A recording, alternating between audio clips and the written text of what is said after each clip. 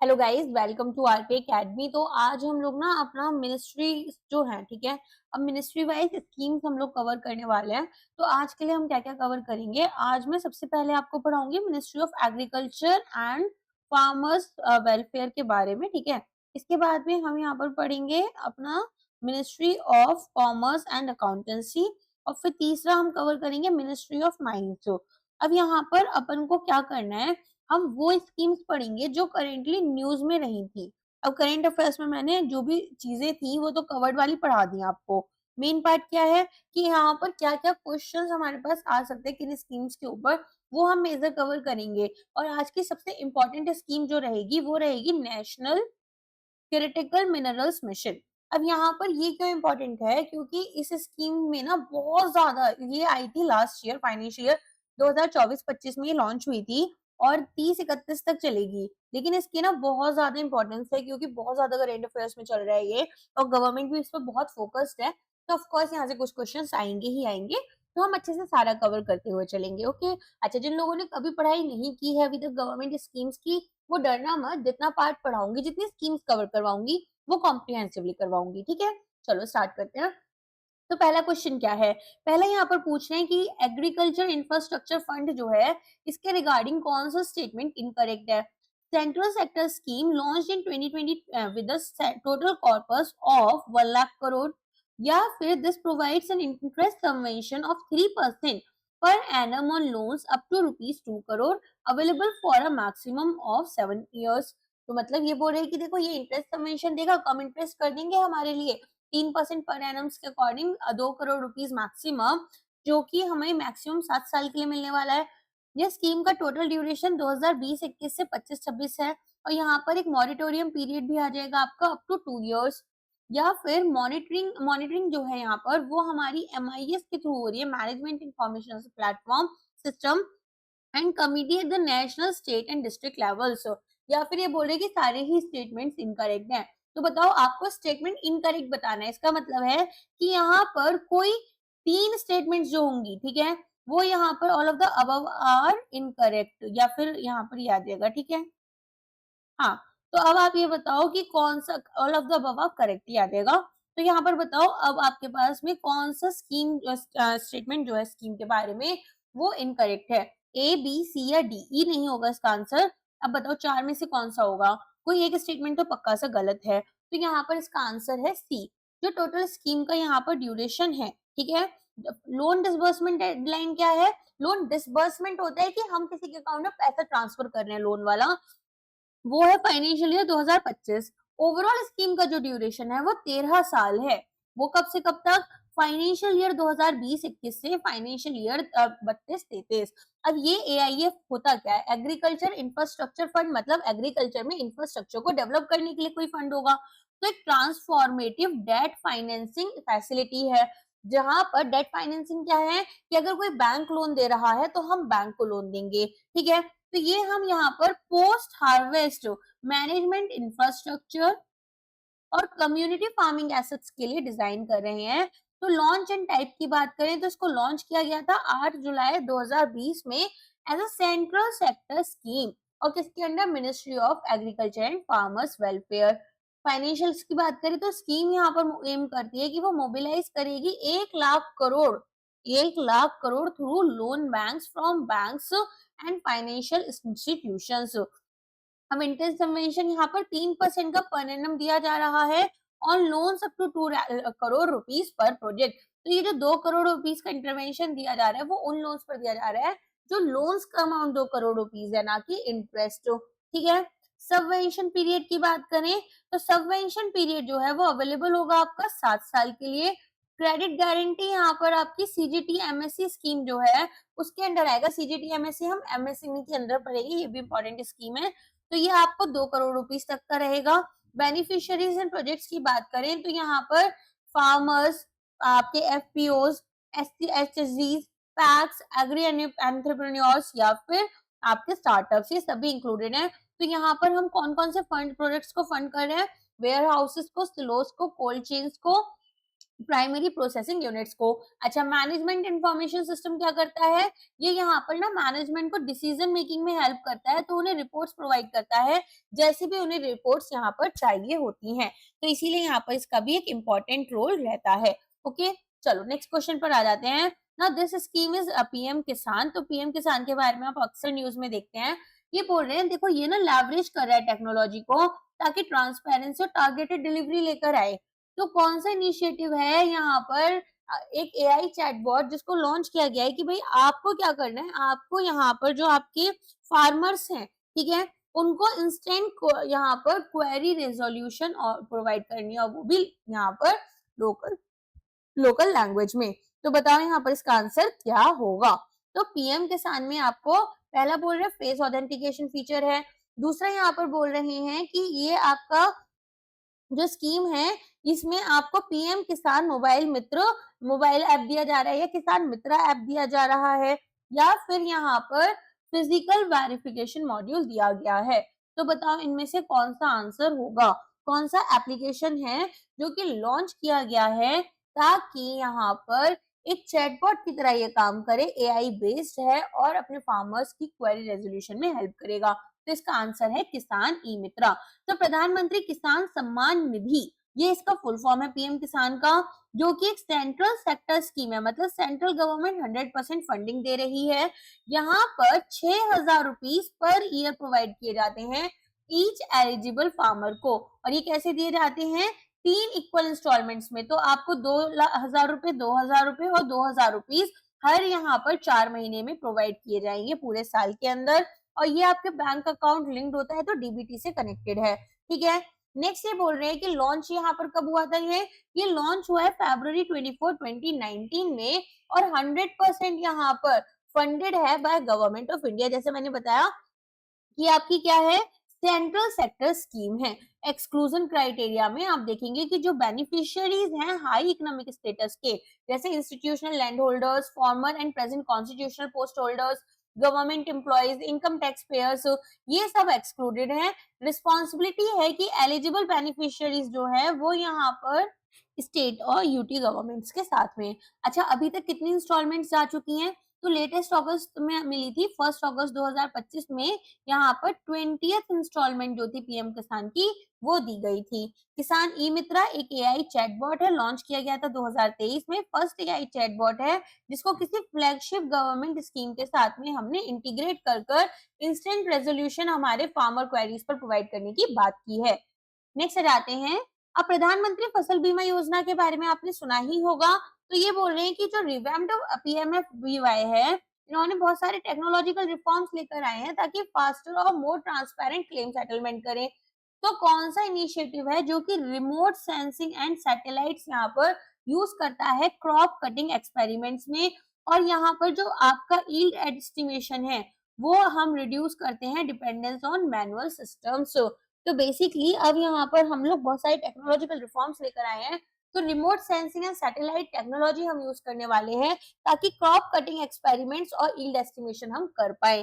तो बताओ कौन सा होगा, डिजिक्लेम, विंड्स, कृषि रक्षक, यस टैग या फिर प्रभा। तो इसका आंसर होगा यस टैग को, ठीक है।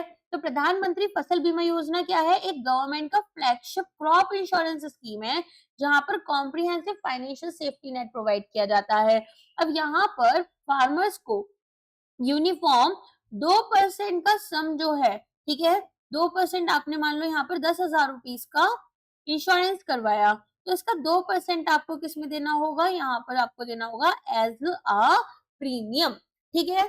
अगर यहाँ पर ये खारिफ क्रॉप है, अगर आपकी राबी क्रॉप है तो 1.5% और 5% अगर आपकी एनुअल कमर्शियल हॉर्टिकल्चर क्रॉप्स हैं। तो ये जो रिमेनिंग प्रीमियम है ये सब्सिडाइज किया जाता है और शेयर किया जाता है सेंटर और स्टेट के बीच में। अब ऐसा तो है नहीं केवल इतना ही प्रीमियम देना होगा, तो यहाँ पर वो जो बचा हुआ अमाउंट है वो कौन दे रहा है, आपका सेंटर या स्टेट गवर्नमेंट्स दे रहे होते हैं।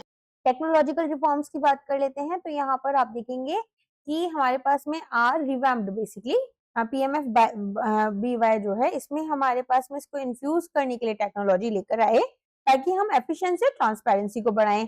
तो सबसे पहले यस टैग की बात करें तो यस टैग आया ताकि हम एडवांस टेक्नोलॉजी जैसे कि remote sensing, satellite for conducting crop cutting experiments and estimating yield, ये सारी चीजें लेकर आए ताकि जो हमारा प्रोसेस है उसे क्विकर कर सके। विंड्स क्यों आया?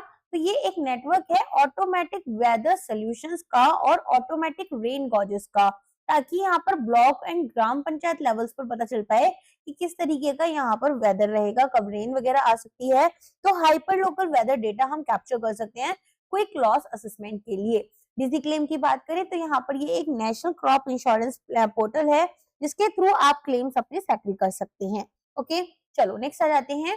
The scheme to promote 10,000 FPOs provide a comprehensive support ecosystem. What is the role of cluster-based business organizations (CBBOs) under this scheme? तो यहाँ पर ये बोल रहे हैं पहला कि भाई हमें ना मैचिंग इक्विटी ग्रांट देना है up to 15 lakh rupees to each FPO, या फिर हमें यहाँ पर एक लीड ट्रेनिंग इंस्टीट्यूट खोलना है फॉर FPO कैपेसिटी बिल्डिंग, या हमें एग्रीगेट करना है, रजिस्टर करना है, प्रोवाइड करना है professional hand holding support to each FPO for 5 years। हमें क्या बताना है यहाँ पर रोल क्या है क्लस्टर बेस्ड बिजनेस ऑर्गेनाइजेशंस का, या हमें क्रेडिट गारंटी कवरेज प्रोवाइड करना है, या एक डायरेक्ट लिंकेज प्रोवाइड करना है यूनिवर्सिटीज एंड फार्मर्स का। तो बताओ क्या आंसर होगा? इसका आंसर है सी। तो हमारे पास में फार्मर प्रोड्यूसर ऑर्गेनाइजेशंस जो है ये एक सेंट्रल सेक्टर स्कीम है जिसको लॉन्च किया गया था 2020 में, कि हम जो इकोनॉमीज ऑफ स्केल है, ठीक है, उसको लेवरेज करें और अपने मार्केट एक्सेस को इम्प्रूव कर यहाँ पर 10,000 नए फार्मर प्रोड्यूसर ऑर्गेनाइजेशंस को यहाँ पर लेकर आए। ठीक है, तो हम क्या करेंगे यहाँ पर सपोर्टिव इकोसिस्टम प्रोवाइड करेंगे FPOs का based on a produce cluster area approach. तो हम one district one product strategy पर फोकस करेंगे। फाइनेंशियल सपोर्ट क्या दे रहे हैं हम FPOs को? तो 18 लाख रुपीस पर FPO यहाँ पर अप टू 18 लाख मिलेगा for 3 years। Matching equity grant में अप टू 2,000 रुपीस पर farmer member with a ceiling of 15 lakh rupees पर FPO। क्रेडिट गारंटी यहाँ पर फैसिलिटी जो है वो प्रोजेक्ट लोन्स के लिए मिलेगी अप टू 2 करोड़ रुपीस पर FPO। रोल क्या है यहाँ पर CBBOs का? तो यहाँ पर जो इम्प्लीमेंटिंग एजेंसीज हैं जैसे NCDC, NABARD, SFAC, ये सब एंगेज करेंगी क्लस्टर बेस्ड बिजनेस ऑर्गेनाइजेशंस के साथ में as a on ground professional agencies. तो यहाँ पर प्रोफेशनल जो आपका काम है ना कि आप किस तरीके से मार्केट एनहांसमेंट कर सकते हो, मार्केट पेनिट्रेट कर सकते हो, उसमें ये हेल्प करेंगी। तो एग्रीगेट करेंगी फार्मर्स को कि भाई यहाँ पर farmer register the FPO, provide continuous professional hand holding support to each FPO for 5 years। अब CBBOs जो है उनको हम फाइनेंशियल असिस्टेंस देते हैं 25 लाख रुपीस पर FPO का। तो अब यहाँ पर 2025 चल रहा है तो ये भी स्कीम एंड हो रही है ना। Under the Kisan Credit Scheme, what is the effective rate of interest a farmer has to pay on a short-term crop loan up to MISS limit if the loan is repaid promptly? अगर यहाँ पर KCC के scheme के under आपने promptly जब भी यहाँ पर आपको लोन रीपे करना था आपने टाइम पर रीपे किया तो कितना इफेक्टिव रेट ऑफ इंटरेस्ट आपको पे करना है शॉर्ट टर्म क्रॉप लोन पर? 7%, 5.5%, 6%, 1.5% या फिर 4%। तो इसका आंसर होगा 4%। ठीक है, तो KCC यहाँ पर किसान क्रेडिट कार्ड स्कीम लॉन्च की गई थी 1998 में। एक कॉर्नरस्टोन रहा है एग्रीकल्चर क्रेडिट का इंडिया में। तो हम यहाँ पर जो हमारे फार्मर्स हैं उनको टाइमली क्रेडिट प्रोवाइड करते हैं ताकि वो कल्टीवेशन करें और यहाँ पर जो उनके अदर नीड्स हैं उनको भी फुलफिल कर सकते हैं थ्रू अ सिंगल विंडो। अब यहाँ पर शॉर्ट टर्म क्रेडिट हम प्रोवाइड करते हैं क्रॉप कल्टीवेशन के लिए, पोस्ट हार्वेस्ट एक्सपेंसेस के लिए एंड देन कंजम्पशन नीड्स के लिए as well as investment credit for allied activities. Interest subvention mechanism, government यहाँ पर क्रेडिट जो है वो अफोर्डेबल कर रहा है through the modified interest subvention scheme. ठीक है, बैंक यहाँ पर 7% का इंटरेस्ट रेट देंगे, central government 1.5% interest subvention provide करेगी लैंडिंग बैंक्स को जो पैसा दे रहे हैं। फार्मर्स जो अपना लोन टाइम पर दे देते हैं उनको एडिशनल 3% का प्रॉम्प्ट रीपेमेंट इंसेंटिव मिलेगा। तो जो इफेक्टिव इंसेंटिव इंटरेस्ट रेट रहेगा 7% में से 3% आपका कम हो गया तो केवल 4% रह जाएगा। लोन लिमिट की बात करें तो कोलैटरल फ्री लिमिट यहाँ पर रहेगी, तो लोन्स दिए जाएंगे अप टू 1.6 लाख रुपीस जो कि जनरली कोलैटरल फ्री आपके रहते हैं। ठीक है, MISS की बात करें तो यहाँ पर जो बेनिफिट्स हैं इंटरेस्ट सबवेंशन के वो एप्लीकेबल है on loans up to ₹3 lakh as per the document. ठीक है, तो यहाँ पर जो हमारे 2025-26 का डॉक्यूमेंट है उसमें बात बोली गई कि अब आपको यहाँ पर इंटरेस्ट सबवेंशन जो मिल रहा है वो 3 लाख रुपीस तक के लोन के लिए मिल रहा है। और यहाँ पर लिमिट को हमने कहाँ तक अनाउंस करने की बात कर दी, अपने बजट में 5 लाख रुपीस तक। आगे इतना समझ में। अच्छा, ये जो 1.6 वाला है ना, ये भी एक्चुअली चेंज हो चुका है। तो ये भी अब आपका लोन जो है कोलेटरल फ्री लोन आपके, ये भी अब 2 लाख रुपीस तक के हो चुके हैं। ये भी याद रखना, ठीक है। चलो नेक्स्ट पर आ जाते हैं। RKVY कैफेटेरिया स्कीम, ये यहाँ पर एक कंपोनेंट है, prominent component for innovation and agri entrepreneurship, तो ताकि हम यहाँ पर स्टार्टअप्स को सपोर्ट कर सकें। How much grant in aid is provided in agri startup at the seed stage? Seed stage पर आपको कितना यहाँ पर ग्रांट्स दिया जा रहा है? 5 लाख, 15 लाख, 10 लाख, 50 लाख या फिर 25 लाख। तो इसका आंसर होगा 25 लाख रुपीस, ठीक है। तो ओरिजिनली लॉन्च किया गया था 2007 में RKVY। RKVY का फुल फॉर्म क्या है यहाँ पर? राष्ट्रीय कृषि विकास योजना, ठीक है। इसको रिस्ट्रक्चर किया हमने राष्ट्रीय कृषि विकास योजना कैफेटेरिया स्कीम, जो कि हमारी 2023-22 से हुई। एंड यहाँ पर इसका प्राइमरी ऑब्जेक्ट क्या है कि हमें ना फार्मर्स जो हैं इनको रेन्यूमरेटिव इकोनॉमिक एक्टिविटी जो है फार्मिंग को वो बना कर देनी है, ताकि स्टेट्स के पास में, और यहाँ पर हम स्टेट्स को फ्लेक्सिबिलिटी और ऑटोनॉमी दे रहे हैं कि भाई अपने हिसाब से इस स्कीम को आप एग्जीक्यूट कर सकते हो कि लोकल नीड्स क्या है। तो स्ट्रक्चर में यहाँ पर एक कैफेटेरिया ऑफ चॉइसेस दिया जा रहा है। अब ये कैफेटेरिया क्यों बोल रहे हैं? क्योंकि हम कैफेटेरिया ऑफ चॉइसेस दे रहे हैं स्टेट्स को। एंड फंड्स जो लोकेट किए जा रहे हैं वो 2 हेड्स के अंदर दिए जाएंगे। एनुअल एक्शन प्लान मिनिमम 70% यहाँ पर general development and detail project report का, और यहाँ पर आपके पास में मैक्सिमम 30% हमारे स्पेसिफिक प्रोजेक्ट्स जैसे value chain creation and innovation, ठीक है। इनोवेशन एंड एग्री एंटरप्रेन्योरशिप की बात करें तो यहाँ पर एक की सब कंपोनेंट है under the DPR head, that is detailed project reports. तो यहाँ पर फाइनेंशियल सपोर्ट एंटरप्रेन्योर्स को दिया जाता है कि भाई अपने स्टार्टअप्स आप सेटअप कर सकते हो, और यहाँ पर ये 5 लाख रुपीस का एट द आइडिया या प्री सीड स्टेज पर दिया जाता है, 25 lakh rupees at the seed stage. 1500 agri startups हैं जिनको सपोर्ट किया जा चुका है, नॉलेज पार्टनर्स फैसिलिटेट किए जाते हैं, और यहाँ पर RKVY रफ्तार एग्री बिजनेस इंक्यूबेटर्स भी प्रोवाइड किए जाते हैं। अब ये एक स्कीम ना बेसिकली अम्ब्रेला स्कीम की तरह काम कर रही है, जिसमें सॉइल हेल्थ एंड फर्टिलिटी, परंपरागत कृषि विकास योजना, पर drop more crop and agro forestry mission, ये सब हम कवर करते हैं। नेक्स्ट जाते हैं। अब ये आपका यहाँ पर एडिबल ऑयल से रिलेटेड है। तो ये बोल रहे हैं कि NMEO जो है OP, ये प्रोवाइड कर रहे हैं प्राइस अश्योरेंस मैकेनिज्म, किसके लिए? फार्मर्स के लिए, जिसको हम वायबिलिटी प्राइसिंग भी बोलते हैं। तो ये यहाँ पर VP जो है वो कैसे डिटरमिन होता है? Monthly average crude palm oil price multiplied by 14.3%, annual average CPO price of last 5 years, adjust करेंगे होलसेल प्राइस इंडेक्स और मल्टीप्लाई करेंगे बाय 14.3%। फिक्स्ड है by commission for agriculture cost and prices every year. 2% above the international CPO price है borne by government of India. या फिर यहाँ पर B और D में से आपका दोनों में से जो भी हायर होगा उसको हम लेकर चलेंगे। तो बताओ क्या आंसर होगा इसका? इसका आंसर है B, annual average CPO price, जो कि हमारा लास्ट 5 इयर्स का रहा है, और हम WPI के अकॉर्डिंग इसको एडजस्ट करेंगे और मल्टीप्लाई करते हैं 14.3% के फैक्टर के साथ में। तो national mission on edible oils, oil palm, ये पाम ऑयल के लिए है, ठीक है। एक high priority centrally sponsored scheme है, लॉन्च किया गया 2021 में, ताकि सेल्फ रिलायंस हम लेकर आए एडिबल ऑयल्स में। अब ये कैसे लाएंगे? डोमेस्टिक ऑयल पाम कल्टीवेशन जो है इसको बढ़ाकर। इंडिया सबसे ज्यादा कहाँ से ले रहा था? इंडोनेशिया से ले रहा था। और इसके अलावा इंडिया जो है वो वर्ल्ड लार्जेस्ट इंपोर्टर है पाम ऑयल का।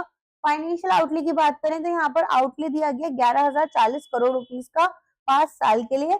प्राइस अश्योरेंस मैकेनिज्म, यहाँ पर मोस्ट इनोवेटिव फीचर्स जो हैं वो हमारा इसका क्या है? Price assurance given to farmers for their fresh fruit bunches, ताकि यहाँ पर उनको इंटरनेशनल प्राइस वोलेटिलिटी से बचाया जा सके। फिर वायबिलिटी प्राइस की बात करें तो ये अशोर्ड प्राइस है, कैलकुलेट करेंगे इसको as annual average CPO price of last 5 years, adjust करेंगे होलसेल प्राइस इंडेक्स के साथ में और मल्टीप्लाई करेंगे 14.3% के साथ में। वायबिलिटी गैप फंडिंग, गवर्नमेंट यहाँ पर डिफरेंस पे कर रही है between the VP and monthly formula price directly to farmers via DBT। Focus हमारा नॉर्थ ईस्ट पर रहेगा, तो स्पेशल फोकस यहाँ पर नॉर्थ ईस्ट रीजन में है and Andaman and Nicobar islands में है, जिसमें हम हायर असिस्टेंस प्रोवाइड करेंगे for planting material and bearing an additional 2% of the CPO price. Next आते हैं, अब यहाँ पर पीएमकेएसवाई के बारे में हो रही है बात, यहाँ पर सिंचाई योजना जो है, ठीक है, कभी आप परेशान हो तो पहले फुल फॉर्म बता देती हूँ उसकी, है ना। तो यहाँ पर अम्ब्रेला स्कीम है विद द विजन हर खेत को पानी। अब पूछ रहे हैं कि कौन सा इसका कंपोनेंट है जो department of land resources ministry of rural development focus कर रहे हैं, इंप्लीमेंट कर रहे हैं और फोकस कर रहे हैं कि भाई रेनफेड एरियाज जो है इनको डेवलप करेंगे वाटरशेड अप्रोच को साथ में लेकर। एक्सलरेटेड इरिगेशन बेनिफिट प्रोग्राम रहेगा या फिर हर खेत को पानी, यहाँ पर वाटरशेड डेवलपमेंट कंपोनेंट पर ड्रॉप मोर क्रॉप। तो बताओ इसका आंसर क्या होगा। तो इसका आंसर है वाटरशेड डेवलपमेंट कंपोनेंट। तो सबसे पहले बात कर लेते हैं प्रधानमंत्री कृषि सिंचाई योजना के बारे में।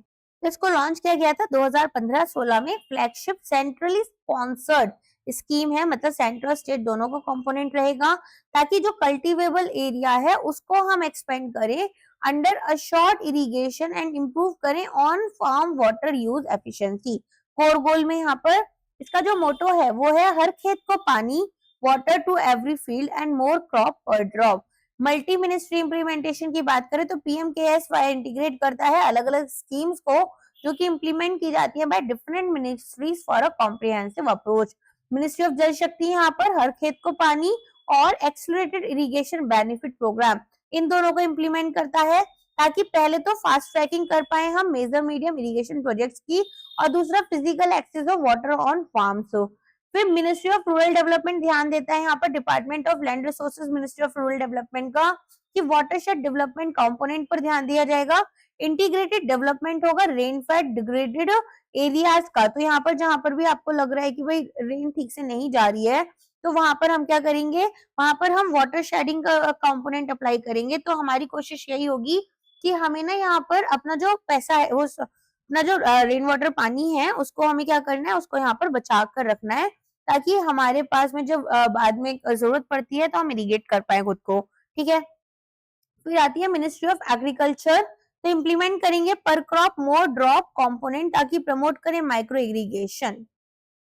अब जो हमारे पास पर ड्रॉप मोर क्रॉप है किसका हिस्सा है, ये आरकेवीवाई का हिस्सा बन गया है। What is the primary function of eNAM, national agriculture market platform, to provide direct income support to farmers based on their produce, to act as a crop insurance portal for farmers, to network existing APMC mandis into a unified national market for transparent price discovery, या फिर provide करेंगे subsidise agriculture inputs like seeds and fertilisers. तो बताओ यहाँ पर क्या हमारा ई-नैम का मेन ऑब्जेक्टिव रहता है। तो ई-नैम यहाँ पर आपका पहले केवल नैम हुआ करता था, ठीक है, नेशनल एग्रीकल्चर मार्केट, फिर यहाँ पर ई-नैम लेकर आए थे। तो ई-नैम लॉन्च हुआ 14 अप्रैल 2016 में, एक pan India electronic trading portal था जो कि सेंट्रल गवर्नमेंट का विजन था, one nation one market for agriculture commodities.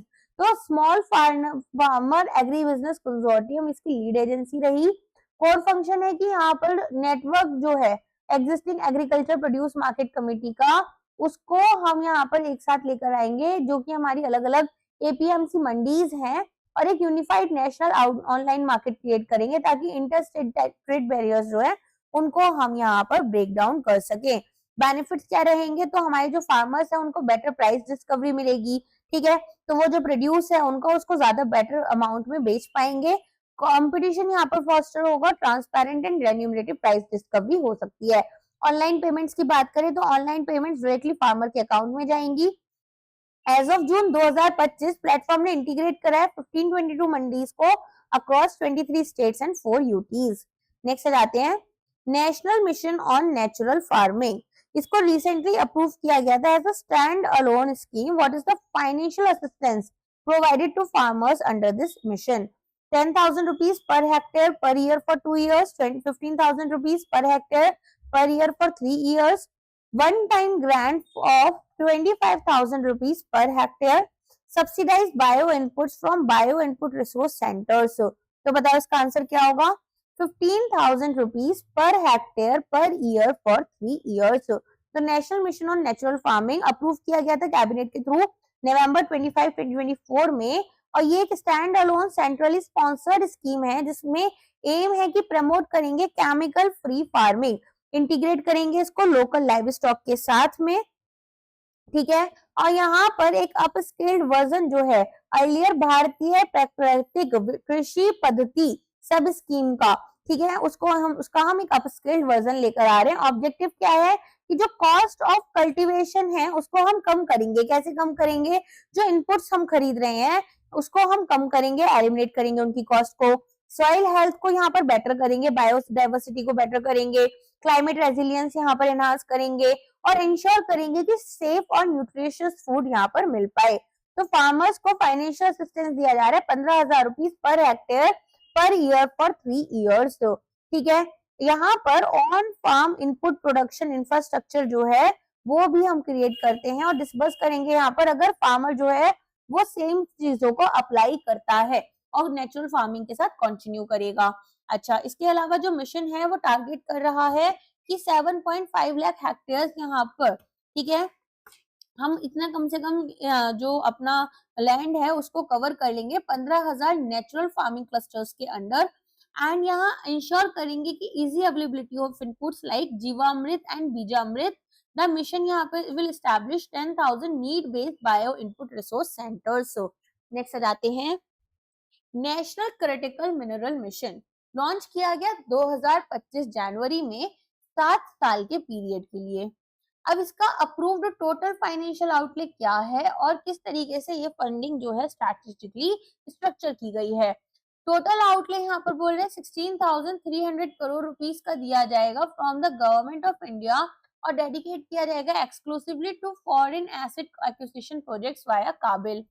एक टोटल आउटले यहाँ पर 34,300 करोड़ रुपीस का होगा, कंप्राइज करेंगे 16,300 crore from the government of India and 18,000 crore हमारे जो है वो पब्लिक सेक्टर अंडरटेकिंग्स और अदर स्टेक होल्डर्स से आएगा। टोटल आउटले 1,500 करोड़ का है यहाँ पर solely as incentive scheme to boost the domestic recycling capacity. Total outlay 18,000 crore का है जिसको नेशनल मिनरल एक्सप्लोरेशन ट्रस्ट जो है वो मैनेज कर रहे हैं for domestic exploration projects until financial year 2035। Commitment focused है यहाँ पर attracting FDI into the critical mineral sector without any direct financial support। तो क्या आंसर होगा? इसका आंसर है बी। ये आपकी स्कीम आई है 2024-25 से 2030-31 तक। फाइनेंशियल स्ट्रक्चर में whole of government and public private approach रहेगी। तो यहाँ पर टोटल आउटले फाइनेंशियल आउटले जो है वो हमने कितने करोड़ का प्रोवाइड किया है?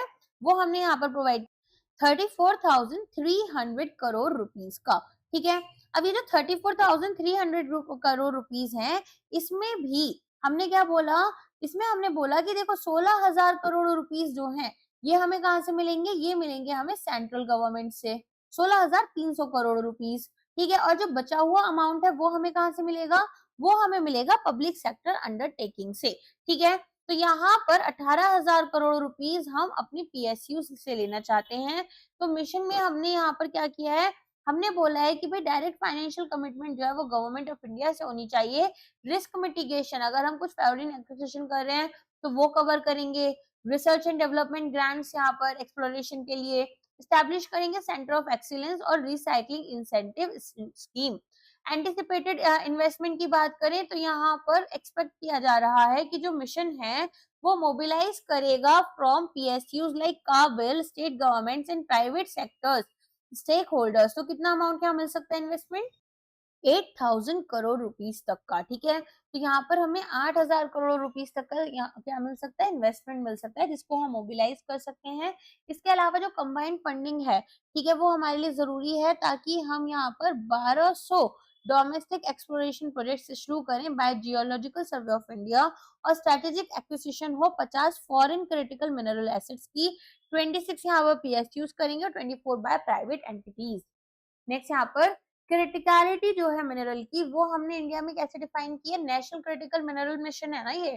तो यहाँ पर क्रिटिकलिटी कैसे पता चलेगी कि कितनी इकोनॉमिक इंपॉर्टेंस है कपल्ड विद कितना यहाँ पर रिस्क है, सप्लाई रिस्क। तो fundamental geopolitical vulnerability that the NCMM is primarily designed to mitigate, वो क्या होगी? Vulnerability arising from fluctuating international prices, lack of advance deep sea mining technology, तो यहाँ पर एक्सट्रैक्ट करने के लिए पॉलीमेटालिक नोड्यूल्स हमें इंडिया के एक्सक्लूसिव जोन से एक डीप सी टेक्नोलॉजी चाहिए, deep sea technology. Global dominance of few countries especially particularly China in the mid stream segment, India का complete reliance on imports for traditional energy resources या non existence of domestic reserves for all 30 critical minerals, जो कि country को 100% import dependent बना रहे हैं for every item on the list. तो क्या आंसर होगा इसका? इसका आंसर है सी। तो जो प्राइमरी जियोपॉलिटिकल रिस्क है वो यहाँ पर ना ही केवल माइनिंग से रिलेटेड है, बट ऑल्सो कैसे इसके प्रोसेसिंग की जाए और रिफाइनमेंट की जाए, ठीक है। तो यहाँ पर ग्लोबल कंसंट्रेशन की बात करें तो ग्लोबल सप्लाई चेन जो है हाईटेक मिनरल्स की वो हाईली कंसंट्रेटेड है। जैसे चाइना यहाँ पर 60% वर्ल्ड के लिथियम और कोबाल्ट को प्रोसेस करता है और मोनोपोली है नियरली यहाँ पर रेयर अर्थ एलिमेंट्स पर, प्रोसेस कर रहा है अराउंड 87%। तो ये जो कंसेंट्रेशन है कि सिंगल पॉइंट ऑफ फेलियर आ जाती है। स्ट्रेटेजिक रिस्क की बात करें तो यहाँ पर प्रोसेसिंग स्टेज को अगर कंट्रोल किया जाता है तो कोई भी कंट्री ट्रेड रिस्ट्रिक्शंस इम्पोज कर सकता है और यहाँ पर ट्रांजिशन गोल्स जो हमारे इलेक्ट्रिक व्हीकल, सोलर के हैं या नेशनल सिक्योरिटी है वो खतरे में आ सकती है यूएस चाइना जो हमारी टेक राइवलरी है उसकी वजह से। फिर यहाँ पर इसके मिटिगेशन की बात करें तो ये एड्रेस कर रहा है कि भाई डाइवर्सिफाई करने होंगे हमें रिसोर्सेज और यहाँ पर इंटरनेशनल पार्टनरशिप लेकर आनी होगी। तो हमने बोला है कि हम यहाँ पर स्टैब्लिशमेंट करेंगे 4 मिनरल प्रोसेसिंग पार्क्स का और स्ट्रेंथन करेंगे डोमेस्टिक टेक्नोलॉजिकल कैपेबिलिटीज। नेक्स्ट ये बोल रहे हैं कि यहाँ पर इसके पास एक रोबस्ट लीगल फ्रेमवर्क है इसके एग्जीक्यूशन के, तो कौन सा यहाँ पर स्पेसिफिक लेजिस्लेटिव रिफॉर्म है जो कि हमारे फाउंडेशनल पावर दे रहा है सेंट्रल गवर्नमेंट को to exclusively auction strategic mineral blocks and streamline the process. Introduction in the national mineral policy 2019, establishment of center of excellence on critical minerals in 2024, mines and minerals development and regulation amendment act 2023 जो कि designate कर रहा है 24 critical minerals and grant कर रहा है union government exclusive authority, amendment to the offshore areas mineral development act and regulation act 2002 जो कि सोली गवर्न करेगा डीप सी मिनरल एक्सप्लोरेशन, या फिर क्रिएशन ऑफ खनिज विदेश इंडिया लिमिटेड काबिल जो कि सोल एजेंसी बनेगा for acquiring overseas mineral assets. तो क्या आंसर है इसका? इसका आंसर है सी। तो मोस्ट क्रिटिकल पॉलिसी रिफॉर्म क्या था कि एनसीएमएम जो है वो mines and mineral development and regulation amendment act 2003 का हिस्सा है, जहां पर कि हमने बोला है कि एक new category of atomic and critical minerals रहेंगे। तो यहाँ पर 30 में से 24 हमने क्रिटिकल मिनरल्स को आइडेंटिफाई किया है into part D of first schedule of this act, जहां पर सेंट्रल गवर्नमेंट को हमने एक्सक्लूसिव अथॉरिटी दी है कि आप कॉम्पोजिट लाइसेंसेस दे सकते हो और माइनिंग लीसेस दे सकते हो 24 मिनरल्स का through a transparent auction process. Streamlining की बात करें तो जो सेंट्रलाइज्ड ऑक्शन मैकेनिज्म है ये यहाँ पर प्रीवियस कॉम्प्लेक्स सिस्टम्स को बाईपास करेगा, स्टेट गवर्नमेंट्स को यहाँ पर इन्वॉल्व करेगा, एक्सप्लोरेट करेगा कि किस तरह से लाइसेंसेस देने हैं और फैसिलिटेट करेगा एनसीएमएम का टारगेट जो है ऑक्शनिंग का of over 100 critical mineral blocks।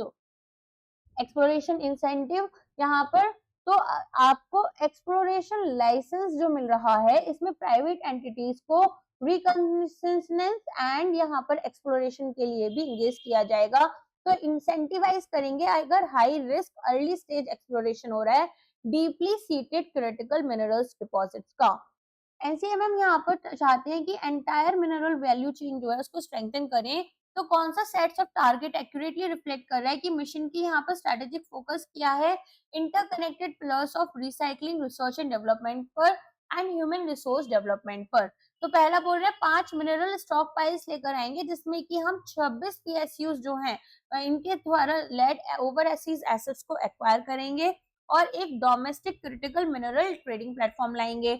1000 skilled professionals जो हैं उनको ट्रेन कर कर R&D बजट लेकर आएंगे यहाँ पर 100 करोड़ रुपीस का फॉर अनकन्वेंशनल सोर्सेज और स्टैब्लिश करेंगे 3 सेंटर ऑफ एक्सीलेंस। यहाँ पर बोल रहे हैं एक 270 crore tonne annual recycling capacity, training 10,000 skilled professionals and aiming for 1000 patents across the value chain by financial year 2030-31।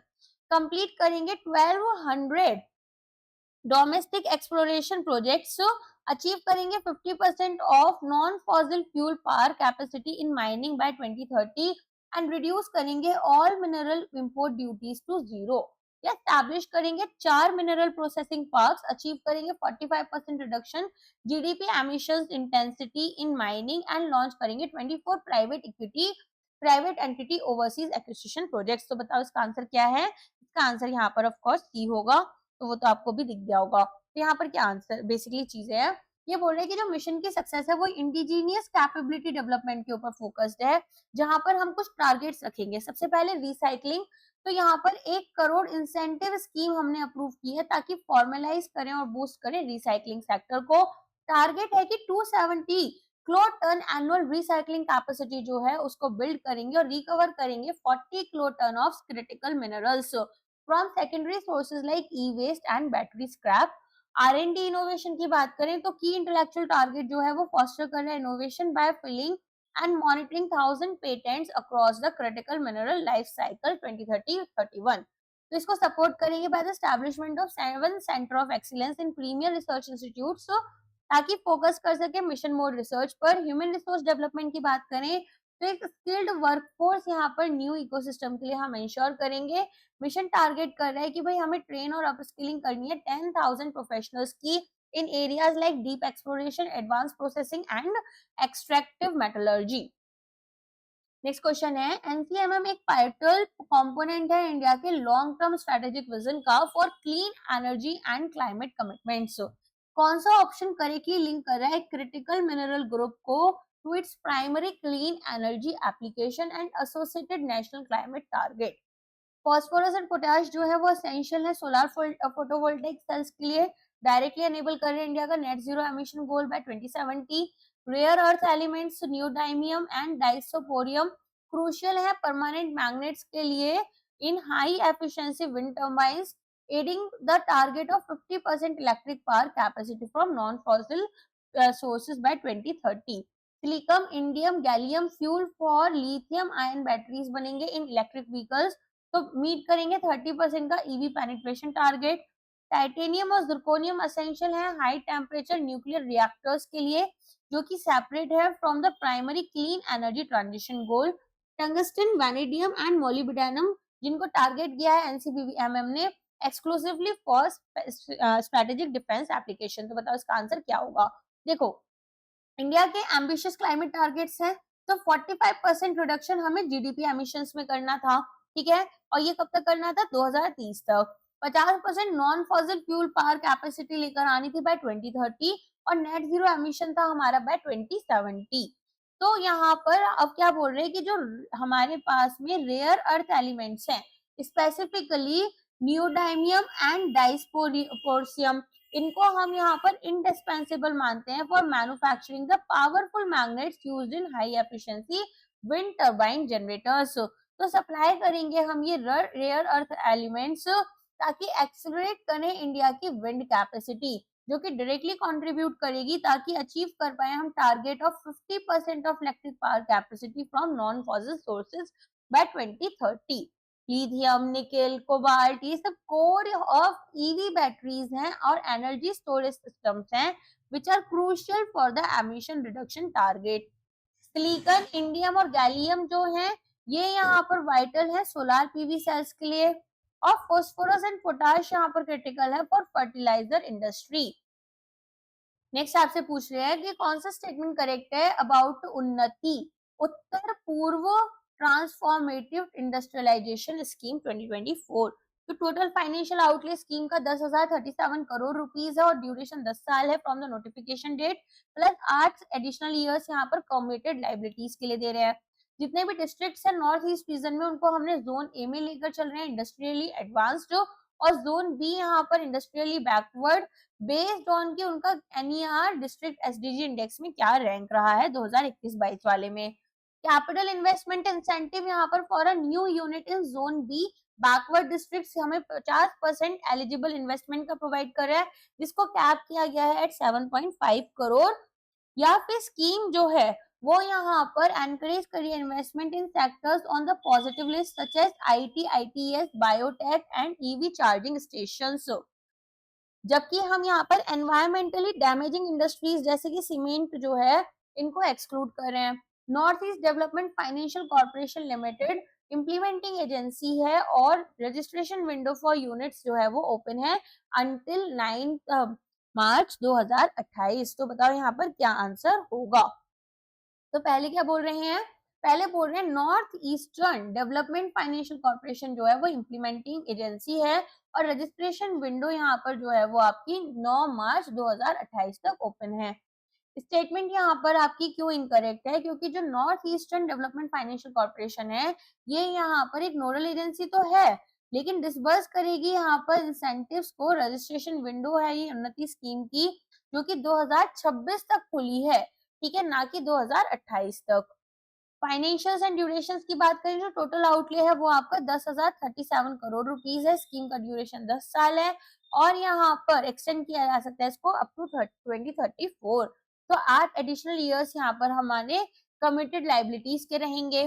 Zonal classification में zone A advance, zone B backward districts हैं। Again NER मतलब north eastern region district SDG index के according. Zone B जो है इसको higher initiatives incentives मिलेंगे, backward है क्योंकि।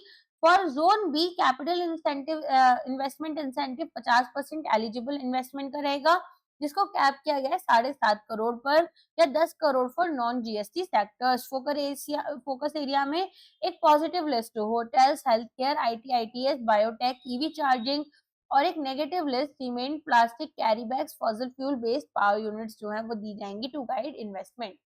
नेक्स्ट क्वेश्चन यहाँ पर पीएलआई से रिलेटेड है। तो production linked incentive scheme for white goods, ACs and LEDs lights. तो यहाँ पर पूछे कौन सा स्टेटमेंट आपका करेक्ट है regarding the core mechanism and अ की गोल। तो स्कीम यहाँ पर एक सेंट्रल सेक्टर स्कीम है, टेन्योर 5 साल का है, एम करती है कि फाइनल असेंबली जो हो फिनिश गुड्स की। इंसेंटिव जो है वो 10% का प्रोवाइड कर रहे हैं। नेट इंक्रीमेंटल सेल्स यहाँ पर हमारी आनी चाहिए for a period of 7 years, manage करेंगे by the ministry of heavy industries.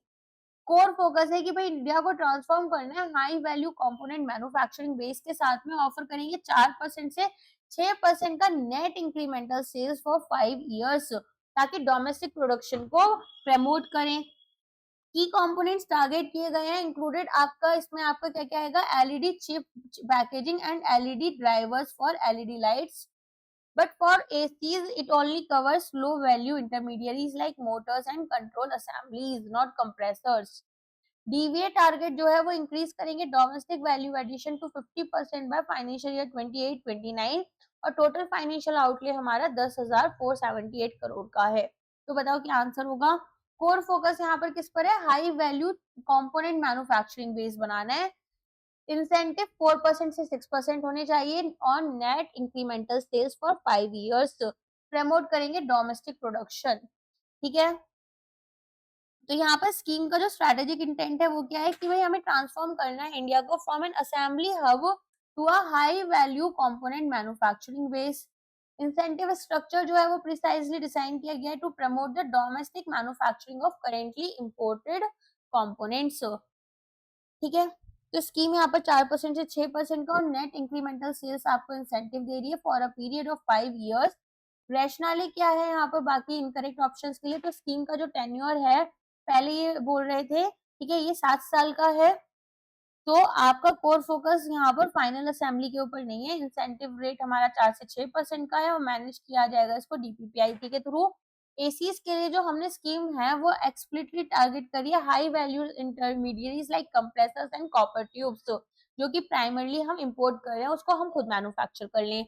DVA target जो है वो हमारा बहुत हाई है, 75 से 80% है वो फाइनेंशियल ईयर 28-29 और आउटले यहाँ पर 6-38 करोड़ रुपीस का है और 10,478 जो है वो कमिटेड इन्वेस्टमेंट होगी।